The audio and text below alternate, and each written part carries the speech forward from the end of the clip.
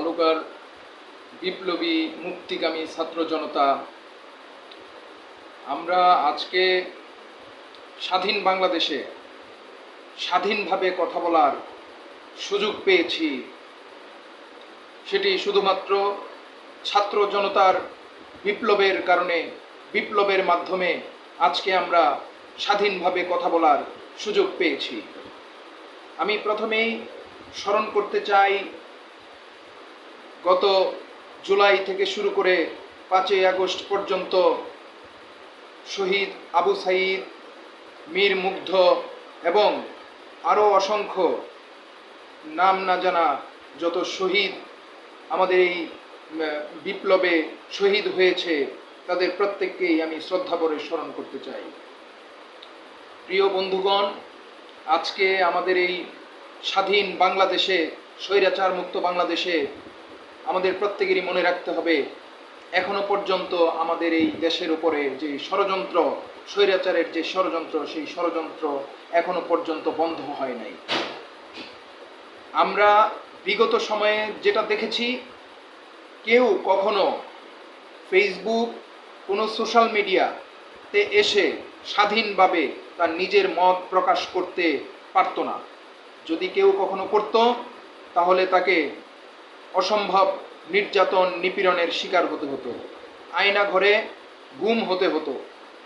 তাই আজকে আমরা সেই বাংলাদেশে, যেখানে বিপ্লবী ছাত্র, মুক্তিকামী ছাত্র জনতা আজকে আমাদেরকে এই স্বাধীনতা এনে দিয়েছে, এই স্বাধীনতার স্বাদ, নিঃশ্বাস, বুক ভরে নিঃশ্বাস নিচ্ছি এবং স্বাধীনতার স্বাদ গ্রহণ করছি। আমাদের তরুণ যারা রয়েছে, তরুণদের মধ্যে একটি প্রবণতা রয়েছে যে রাজনীতিতে অংশগ্রহণ করতে চায় না, এবং রাজনীতিতে অংশগ্রহণ করতে হলে তাদের মনের মধ্যে একটাই চিন্তা ভাবনা থেকে যায়, আমার পকেটে টাকা নাই, আমি কিভাবে রাজনীতিতে অংশগ্রহণ করব। কিছু কিছু মানুষ আমাদের রয়েছে যারা এই সমাজে আমাদেরকে বলে, যাদের পকেটে টাকা নাই তারা হচ্ছে রাজনীতিতে অংশগ্রহণ করতে পারবে না, যাদের পকেটে, যাদের বাপদাদার টাকা নাই তারা রাজনীতি করতে পারবে না। আমি আজকে বিপ্লবী ছাত্র মুক্তিগামী জনতার উদ্দেশ্যে একটা কথা বলতে চাই, আমরা রাজনীতি করি আমাদের নিজেদের অধিকার আদায়ের জন্য। আমরা রাজনীতি করি আমাদের নিজেদের নির্যাতনের বিরুদ্ধে দাঁড়ানোর জন্য, জুলুমবাজ যারা জালিম তাদের বিরুদ্ধে দাঁড়ানোর জন্য। আমরা রাজনীতি এই জন্য করি না যে আমরা ভবিষ্যতে এই দেশকে শোষণ করব, নিপীড়ন করব, সেই জন্য আমরা কোনো ইনভেস্টমেন্ট এখানে করতে আসি নাই। তাই আমি তরুণ প্রজন্মদের আহ্বান জানাবো, যারা নতুন রাজনীতিতে আসতে চায় তাদেরকে আমি আহ্বান জানাবো, আপনারা প্রত্যেকেই এক একটি সংগঠনের সাথে যুক্ত হয়ে নিজেদের সাংগঠনিক শক্তি দিয়ে এদেশের মানুষের পাশে দাঁড়ান। আপনারা প্রয়োজন বোধে নিজেরা চাঁদা তুলে সেই সংগঠন তৈরি করুন, কিন্তু তবুও আপনারা এই দেশের ক্রান্তি লগ্নে আপনারা এক একটি সংগঠন গড়ে তুলুন।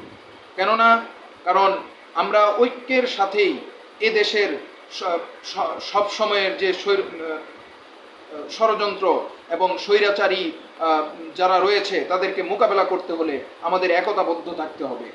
আর এই একতাবদ্ধ থাকার জন্য আজকে আমাদেরকে ঐক্য দরকার, আর সেই ঐক্যের জন্য আমাদের প্রত্যেকেরই সংগঠন প্রয়োজন। তাই আমি তরুণ প্রজন্মকে আহ্বান জানাই, আপনারা প্রত্যেকেই এক একটি সংগঠনের সাথে যুক্ত হন এবং এ দেশকে শক্তিশালী করে গড়ে তোলার জন্য আপনারা রাজনৈতিকভাবে সেই সংগঠনগুলো তৈরি করুন। কারণ আমরা দেখেছি বিগত সময়ে যতগুলো আন্দোলন, অভ্যুত্থান হয়েছে, প্রত্যেকটাই এই তরুণ প্রজন্মের হাতে এবং ছাত্র জনতার হাতে।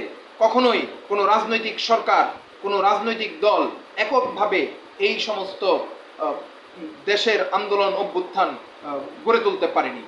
তাই আপনাদের প্রতি আমার একটাই আহ্বান, প্রত্যেকটা এলাকায়, প্রত্যেকটা মহল্লায় আপনারা সংগঠনের সাথে বিভিন্ন সংগঠন গড়ে তুলুন এবং সেই সব সংগঠনকে অবশ্যই এমনভাবে শক্তিশালী করে গড়ে তুলুন যে কোনো দেশের যে কোনো ক্রান্তি লগ্নে আপনারা যেন দেশের প্রয়োজনে সেই সব সংগঠন থেকে আপনারা দেশের মানুষের পক্ষে নির্যাতন এবং জুলুমের বিপক্ষে এসে দাঁড়াতে পারেন। ধন্যবাদ।